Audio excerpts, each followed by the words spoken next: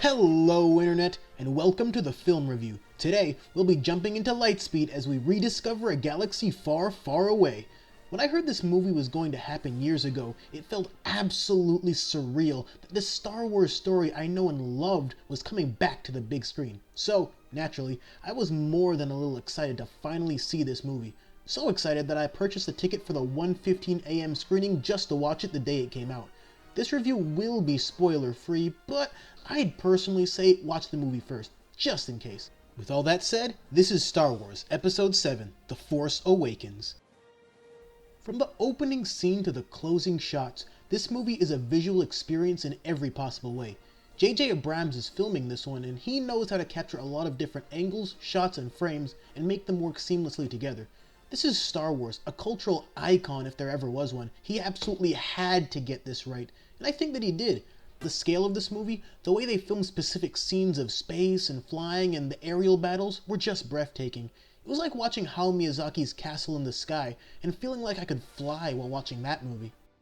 The story is fun and engaging as well. If you're a Star Wars fan, there's a lot there that will feel both new and familiar at the same time, and for me, that's a really great feeling. There are some parts that I feel may be a bit too familiar though, and when you watch the movie, you'll know what I'm talking about, but there's just too many genuinely fun moments to hold any of that too much against it. But the biggest draw for me will always be the characters. How relatable they are, how much the movie does to make me care about them, anything and everything that makes the characters feel more like people you're going on an adventure with, and less like actors portraying people in front of film sets and green screens. I fell in love with Daisy Ridley from the very first trailer, and her performance of Rey did not disappoint.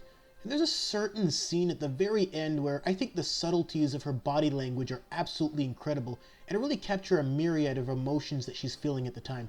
Needless to say, I think they found a really great talent in Daisy Ridley, and it's going to be interesting seeing where the character of Rey goes from here with all she went through in this movie. John Boyega as Finn is a blast, and for me, he came off as one of the most likable characters in the movie, which is a lot considering his stormtrooper background. I think he's already got a lot of great chemistry with the other leads too, which will only increase the enjoyment of watching him in at least 2 more of these films. Adam Driver as Kylo Ren. Well, let's just say mid-movie I started to worry a little bit about how this guy was being portrayed during his maskless scenes, and maybe if you've already seen the movie you'll understand where I'm coming from a little bit, but the more I thought about it, the more a lot of his actions made a lot of sense.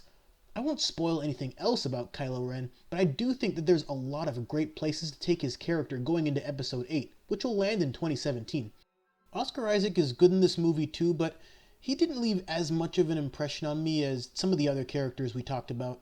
And of course, the old cast is back, for the most part anyway. Han and Leia pick up right where they left off and remind us of why we loved them in the original trilogy, and everyone else plays the roles you'd expect. Honestly, it's just great to see them all again alongside a fresh cast of nearly unknown actors that I think will be household names before too long.